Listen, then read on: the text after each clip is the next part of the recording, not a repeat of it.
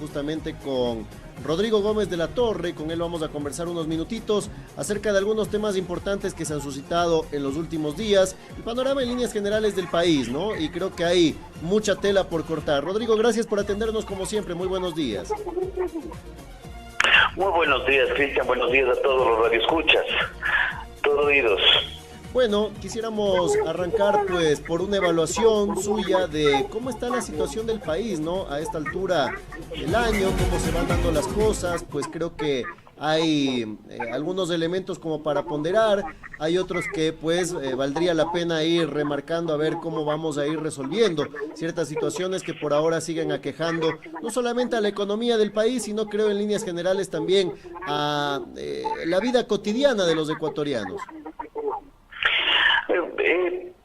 Primeramente creo que una de las mayores preocupaciones que se han dado desde antes, inclusive desde la campaña, era el tema económico. Se habló mucho de los famosos 100 días que había que darle al presidente Moreno para ir desenmascarando, resolviendo, identificando la problemática. Y de estos 100 días ya mismo se cumplen.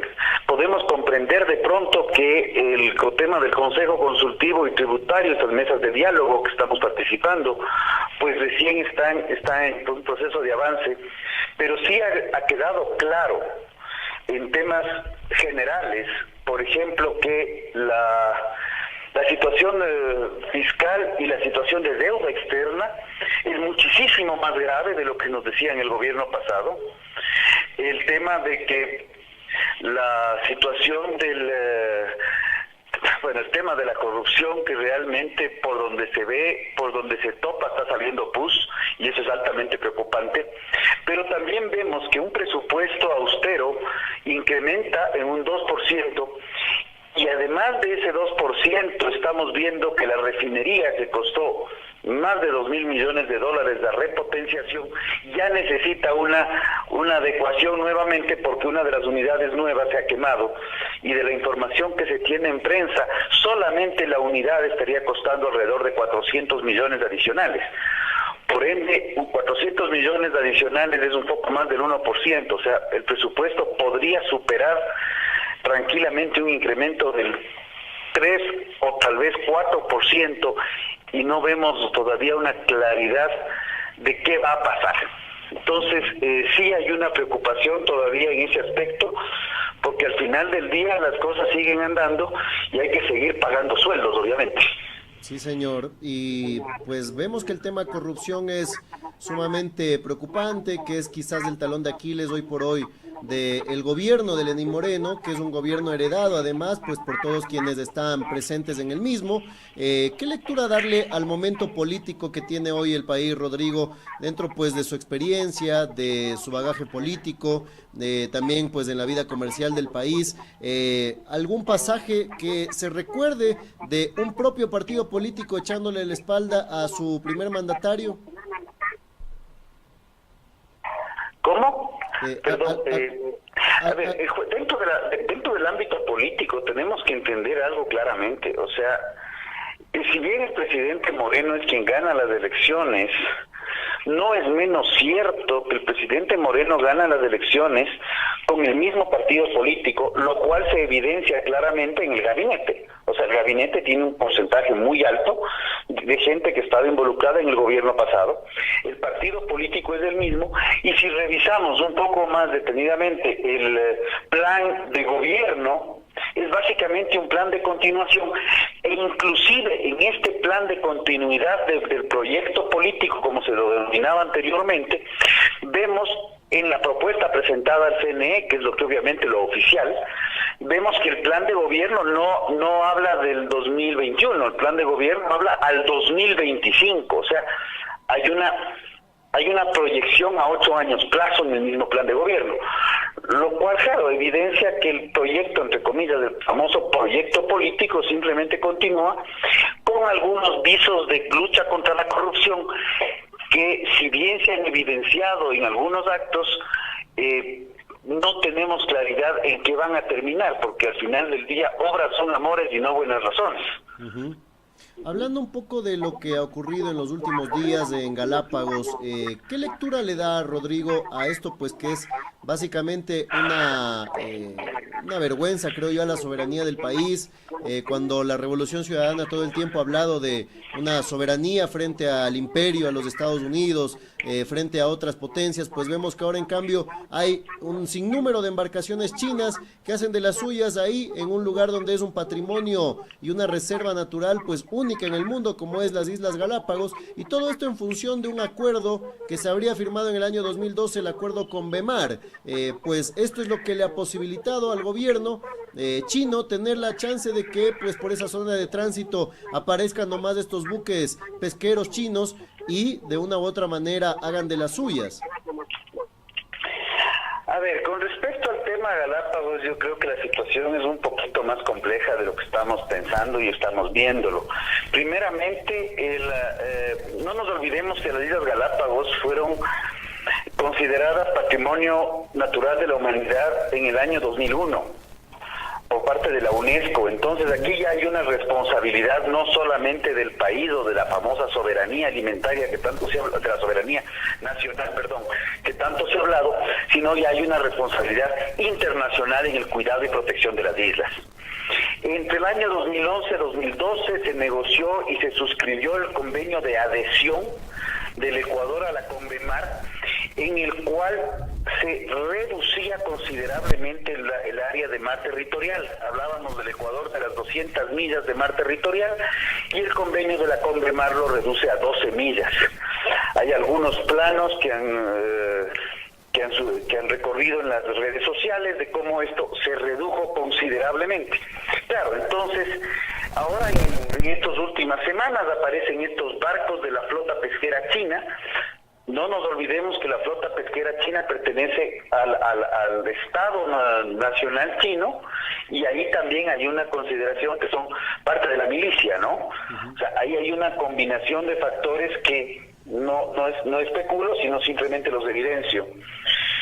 Pero vemos que hay una posición no muy tajante del Ecuador. Recordemos en el año 2016 la flota pesquera china se encontraba pescando en aguas territoriales de Argentina y uno de los barcos simplemente lo hundieron.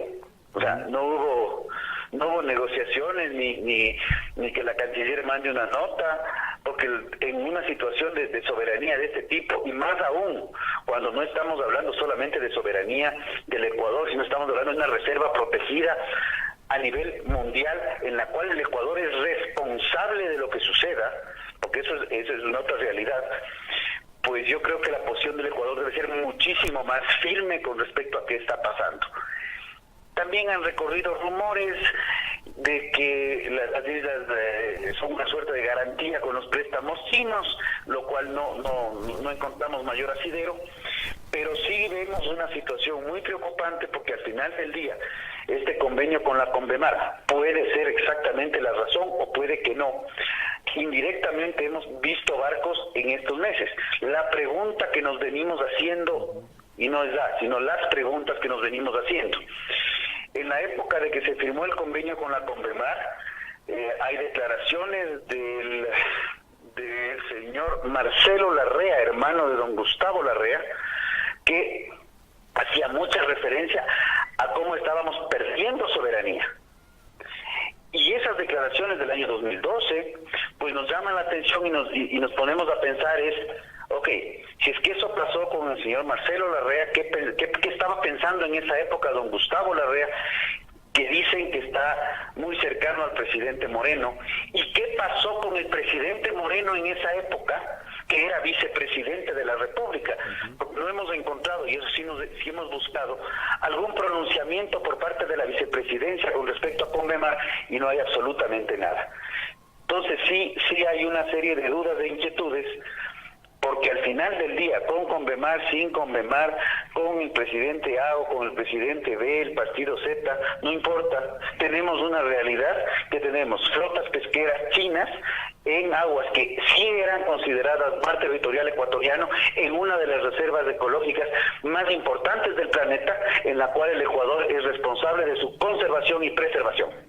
Sí, señor. Es muy preocupante, la verdad. Yo creo que es un tema que va a generar, como bien decía Rodrigo, algo mucho más allá de lo que solamente tiene que ver con el Ecuador, sino también pues con lo que va a ser un pronunciamiento en general de varios gobiernos de distintas naciones que van a pedir que se respete justamente esto que es una reserva natural, un patrimonio del mundo, pues en líneas generales.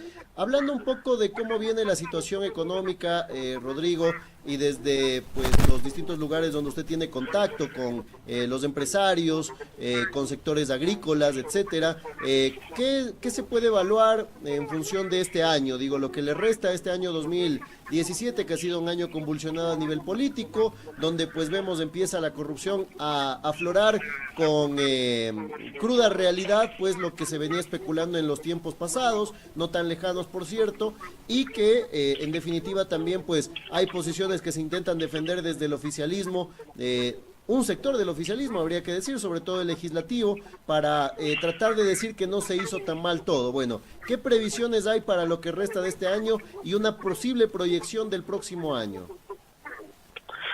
Las proyecciones de este año no verían mayores, o sea, estamos a mediados de agosto. El presupuesto sabemos que está siendo revisado hacia arriba por el tema de la refinería estatal Esmeraldas, además de la reparación va a tener que adquirirse mayor combustible, porque obviamente la refinería vuelve a estar parada. Por ende, la única proyección que tenemos es preocupante, porque hay que ver de dónde sale ese billete en términos criollos y crudos. Creemos que hay que esperar también cuál va a ser la proyección de los otros presupuestos y el plan económico que anunció el presidente Moreno para el mes de septiembre. No sabemos si va a ser a inicios, mediados o fines de septiembre, pero sí deberíamos tener ya una proyección de qué va a pasar con la economía. Pero también tenemos una evidencia clara. Estamos en los procesos de diálogo a través de este diálogo por decreto. En el decreto ejecutivo 49 nos dijeron que vamos a dialogar y se creó a través de esto el Consejo Consultivo Productivo y Tributario. Ya hay un análisis de las mesas que ha superado el 50%. La problemática es repetitiva y yo creo que ahí va a haber un tema que va a haber que tomar decisiones sin susceptibilidades y con mucho pragmatismo. Se requiere generar más trabajo, se requiere generar más empleo y necesitamos de alguna manera romper la sobrerigidez laboral que está viviendo el Ecuador, que lo que hace indirectamente es frenar la contratación. Ese es el primer aspecto. El segundo aspecto, que es fundamental, es una revisión y simplificación tributaria, porque digan lo que digan y hagan lo que hagan, la realidad que estamos viviendo es que hay una carga tributaria altísima, costos altísimos para tributar, y en las mesas es repetitivo el tema anticipo de impuesto a la renta, es repetitivo el tema impuesto a la salida de divisas porque encarece las importaciones, es repetitivo el tema frenemos los aranceles porque realmente están afectando la producción. O sea, ya no es un tema de casualidades, ya es un tema de pragmatismos claros, específicos, en donde no hay cómo seguir tapando el sol con un dedo. O sea, cierto es que hubo ayer un eclipse en el cual se tapó completamente el sol, pero eso es un efecto natural. No podemos nosotros plantearnos eclipsarnos ante una realidad económica que o la dinamizamos en términos reales y pragmáticos, o realmente yo creo que ante el silencio vamos a tener que asumir las responsabilidades y las consecuencias.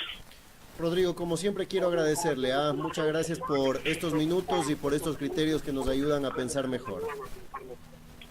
A usted, Cristian, muy amable, y gracias a todos los radioescuchas.